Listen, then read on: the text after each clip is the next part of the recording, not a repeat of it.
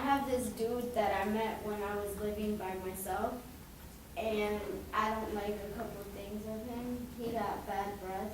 Oh my God. And he, in the bed, he's not the size I would want him Oh to be. my God. So, That's this dude, like, he's like super cute. My mom loves him. He smokes weed, and my mom said he's welcome to the house whenever. I'm like, wow.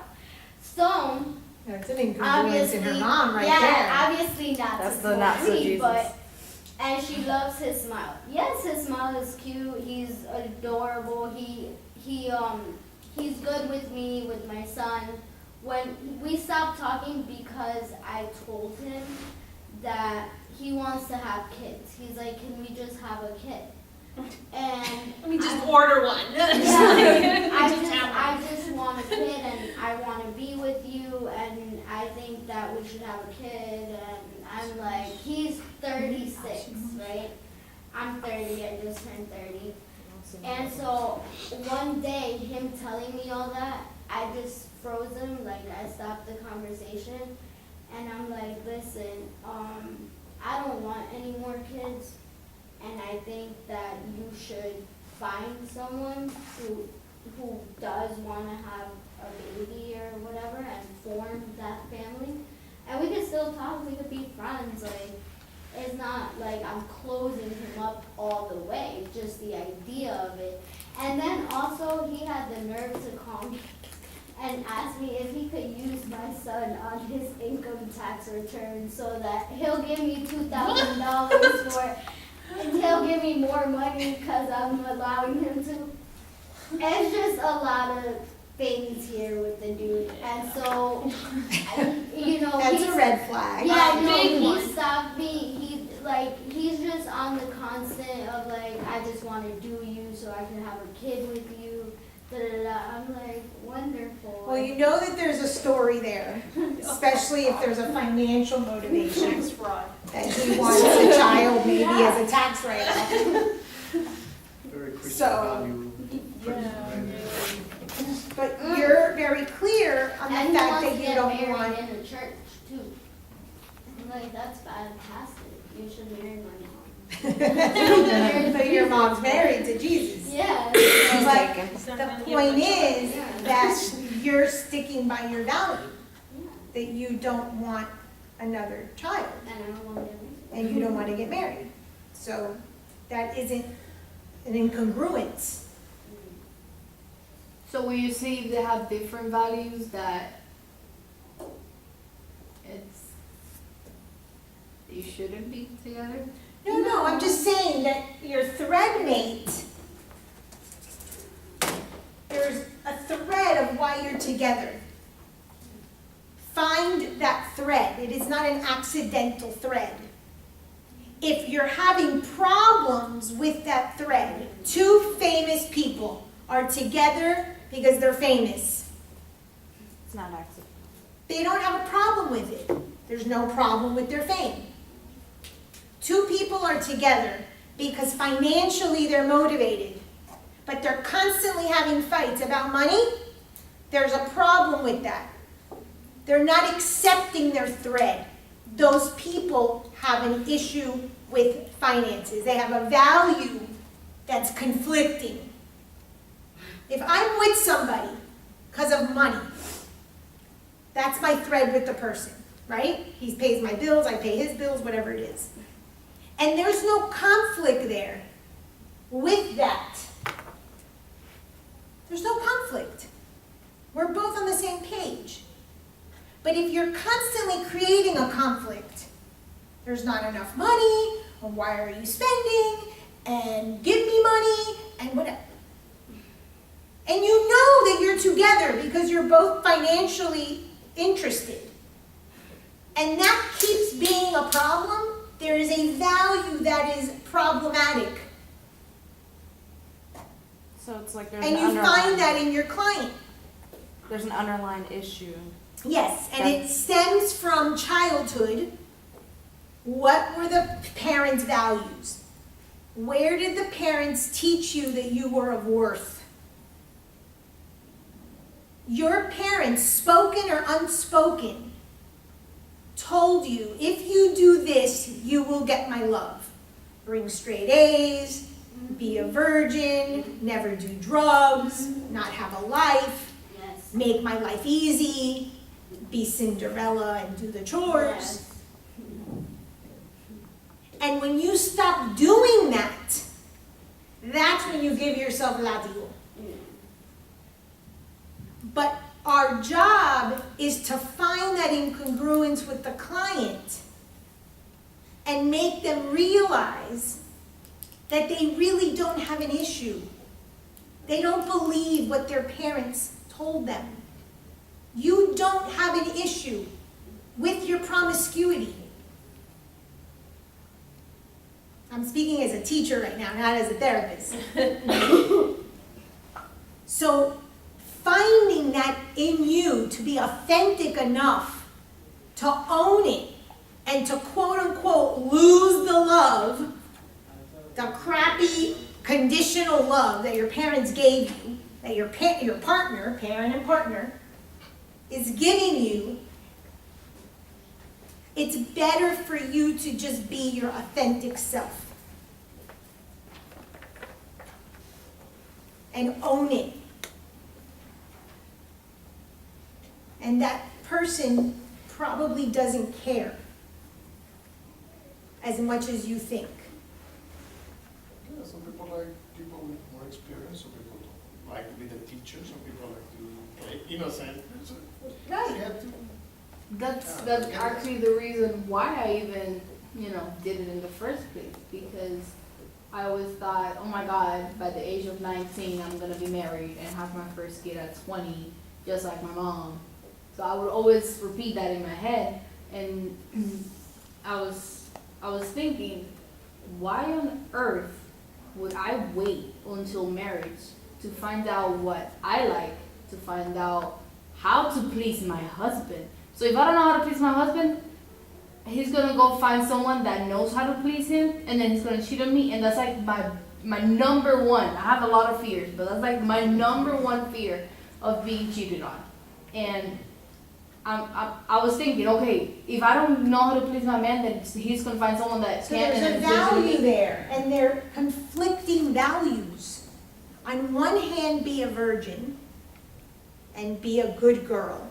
And on the other hand, honey, you better know what to do in that bedroom, because if not, your guy's gonna leave you. You learn that from somewhere. You learn that from somewhere in your family, from the women in your family, from the man in your family, because your dad cheated, because your mother, somewhere there's a story.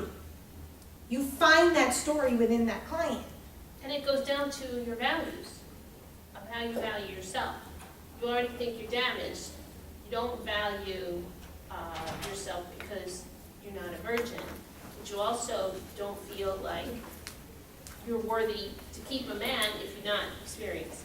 And what would happen if you valued yourself based on your prostitute rather than on your virgin? What would happen if you started valuing all of your experience and that you do know how to please a man and that any man would be thrilled to be with you? Probably become a Wow. porn star. Wow. What would happen to this client Yeah. if you changed and you honored your prostitute? Woo! You would be me and then go to the strip club. And And selling your ass too. I don't know about that. your judgment, because you have a similar, the thing is, she has to do those things because she's the devil. Yeah, I And would you have to be the definitely- angel. Yeah, I So would you guys are in the definitely- group chat because you're mirroring one another. Yeah, I guess by accepting it and what's the word? Just actually- Embracing. Yeah, embracing it. I guess I would 100% value myself, because I would be like, oh shit, this is me. I found myself. I don't have to be hiding anymore. I don't have to pretend anymore. But we're all little kids so scared of losing the tiny little bit of love that we got. So values are super, super important. And in relationships, finding that common value and being okay with it. Most people aren't. That's why they find the partner that they're with. Because that partner is that parent judging them. So then you go to therapy, and your therapist is so nice to you, and you think you're in love with them, because they're getting paid to listen, to have empathy. But in a therapeutic relationship, if you use the transference and explain to the client, you're just seeing me as your mom or your dad, and what you didn't get, then we can help the client understand. That's very psychoanalytic, that's transference, and sometimes it's two-way. Sometimes the therapist also falls for the client. That's counter-transference. Because both people are getting needs met. Because relationships are transactions. So there is no such thing as, oh, he loves me just to love me, going back to the origin of the question. So let's talk a little bit about, oh shoot, we're like almost out of time. Well, let's start with water. So people that are water are going to be very much about I feel. You're going to speak in terms of feeling, and you're going to listen to metaphors of water. So I'm a water. So my newest metaphor, or my latest metaphor, is that I'm a castaway at sea. I'm a castaway. Okay. Yeah. Just like Tom Hanks. I have no map. I have no direction. I don't know where I'm headed. I'm floating out in the middle of the ocean, alone, very lonely. And you're going to hear metaphors related to that. And you're going to listen for those. What other metaphors would we consider someone that's feeling? What words, what kind of examples would they talk about? I'm tired. Like I'm tired of always being there for that person, or I'm always tired of. Well, I'm tired of being there for that person might be more earth because they're carrying the weight. Doesn't mean that tired isn't, but if you're listening to everything that they're saying, what would a feeling, what would someone that is with emotion say? How to say it in English, but Say it in Spanish, we'll translate. I have two. Okay. I feel decepcional. Okay, Disappointed. disillusioned. Yeah, and then the other one, I feel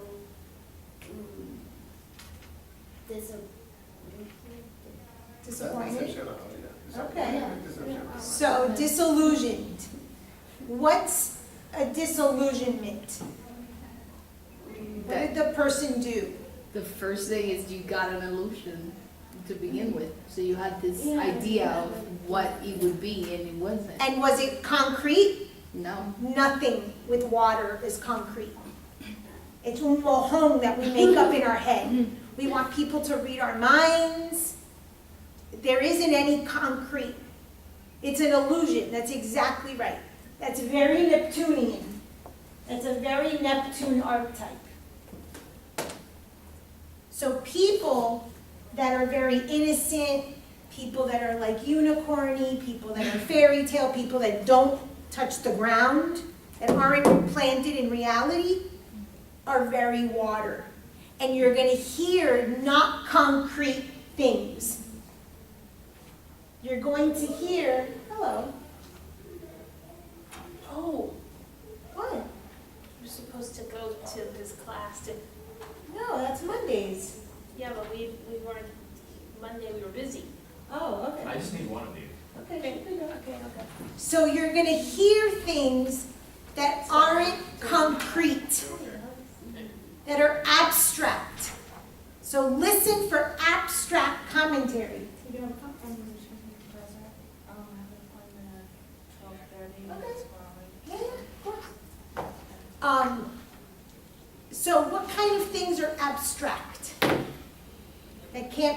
tangible, that can't be grasped. Anything feelings. Okay, thought is more with air, but what kind of things would they say? Hopeless. Okay, hopelessness, big one. Can you measure hopelessness? Okay, like history, hopefully, stuff like that. Yes, absolutely. Misery, hopeless, I feel worthless. Yes, this is all very water. This is a big thing that you'll experience with clients when they're in a feeling in a water. There's nothing concrete. So what would you do with this client?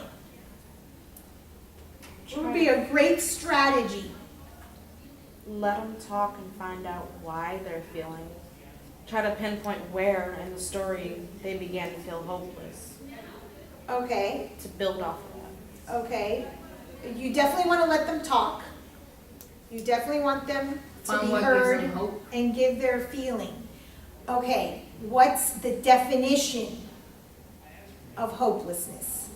With water people, you want to get them to something concrete. So right now, I feel very lonely. I feel hopeless. I feel like I have no worth. Those are very vague, intangibles. They're very feeling watery words. You give the person an assignment or have them in practice define one of these words. And someone said something that gives them hope. That could be the opposite way. Or if If this is hopelessness, then what's hope? For you, your children, I don't know, you say you have a daughter, I have 3 children. 3 children, Yes. so that would give you hope to keep moving? That's your speaking. No. I That's, would tell no, the no, but client- you let them answer. Right. You let the client, Yeah, okay, exactly. you let the client answer. So I could define hopeless. You could do a 0 to 100. Have them define both sides of the coin. So here's hopeless. Here's hope. How do we give clients the work to define something? How do we define something? What's the way? There's a word for it. SMART. Specific, measurable, attainable, realistic, and timely. It has to be tangible. These people need an anchor. These people need something that they can tie their castaway boat to. Well, for someone that it's saying that they feel worthless, I would give them a homework to write down every person that in some way will be affected if they're not there. So Okay? That's a if you tangible- feel like, oh, I have no meaning, I have, I have no hope in life, like that's it, I'm done, then I would, give them homework to see, to understand that, just, for example, just like you, if you didn't exist, if you weren't here right now, I probably wouldn't even be here, to be honest, because you are the reason why I kept coming to class. Because there was a few times that I was like, why the fuck bother? I'm gonna kill myself probably next month, so why bother getting into a debt that I'm gonna leave for my mom and I'm gonna be dead? So the reason, and it kind of hurts me to hear you say something like that because you have no idea what you mean. Well, thank you. So, having that person define hope. Hopeless doesn't necessarily mean suicide. Mm-hmm. It may for you, Right. and that you've expressed to us. To me, it just might mean that I don't have any purpose. And then you have the person talk about purpose or define purpose. But you want to get your client on the same page with you so that you're speaking the same language. Getting them to define what it is that they mean when they say, I feel hopeless. Because that's super, super important. If not, they're gonna drift. And the moment that you have a client discuss a specific or defined term, Now you have a language. Now you're speaking the same language. Very common with you, you talk about your mom and all of these things, but there's no common language between the two of you. If you guys had a common language, maybe some of these arguments would subside. So there is. To her, I play the victim, and also to her, I was like a disappointment in the sense that she saw my potential, and I didn't continue school for a while. I gave up or whatever. And what else? I was a pendeja growing up. I was Okay, so you would need to define pendeja Mhm. and growing up Oh, I was past. a puta after she found out that I like. Okay, you have to define puta, I'm a whore. but a whore has a different meaning. For her, it's simply, I had sex out of wedlock. So in a similar. That was, at the moment she had sex out of wedlock, she became a whore. It has nothing to do with the amount of people. It has to do with one instance. Trauma happens in an instant. And if you can get your client to define or speak of that instant, that is going to help you narrow that down. Two very different definitions of whore. Add to your mother a third definition. Do you see the importance of defining something so that you, your client and their spouse, your client and their boss, whoever they come to talk about, are on the same page? At this class right here, we're talking about defining what's the conflict. To solve a conflict, you need to define what's, because two people have a different perception Completely. of the situation. and that can Completely. And so water people don't want to define anything. We want to live in the emotion. Think of It the is because amniotic it is. fluid. It is because it is, and I feel it, and you should understand. I have a friend. I don't care why, but it's there. It's just there, exactly. Exactly. And the moment you make me define it, I can't stay in my fucking story. I don't want to.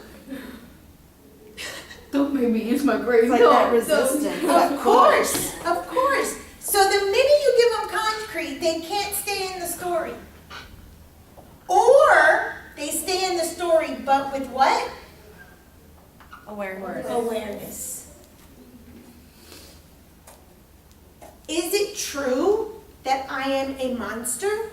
Is it true that I am ridiculously hideous and a Frankenstein? It's true that I don't have a nipple. It's true that I have a scar across my breast.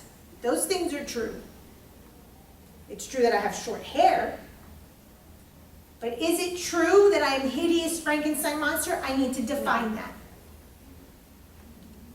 You need to throw that in the trash. But how do you throw your feeling in the trash? Awareness. Just How do you get the client to throw Define. that, to Become go aware into of what their they're sunny doing. mental room with all of their friends and family and the sun shining versus getting out of that trashy closet? You see how I just used the metaphor from earlier? How do you get that client to do that? Bring them aware of what they're You get them into this sort of concrete definition. When you hear that about people, you let them vent, you let them share. But then you start bringing in the earth element.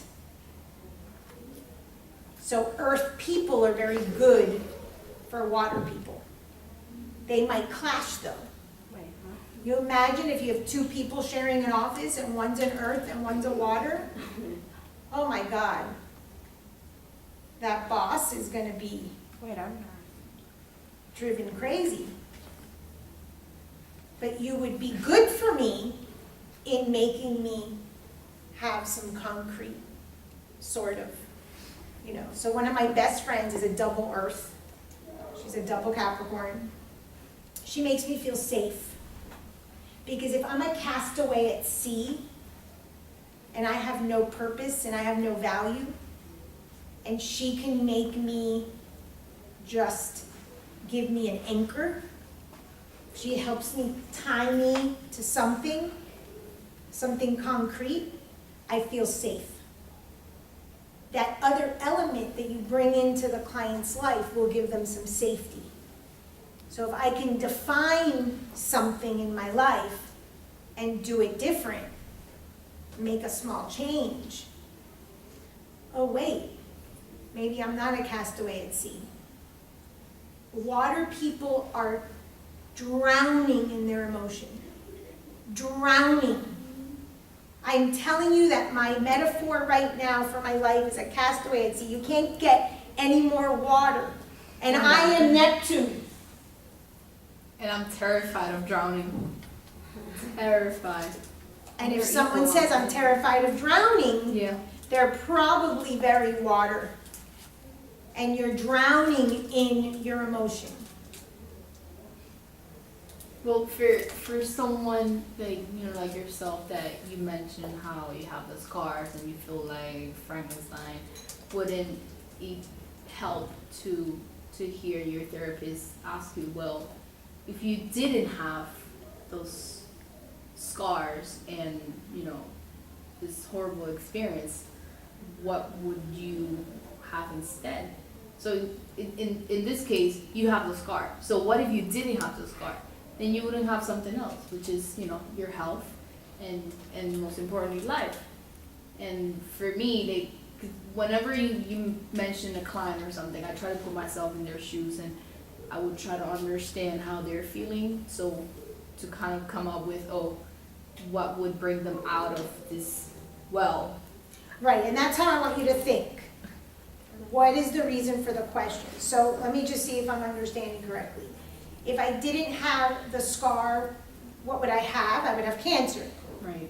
Is that what you're getting at? Yes. Okay. So, you have to, what I would want you to see is to appreciate that scar, to appreciate your story.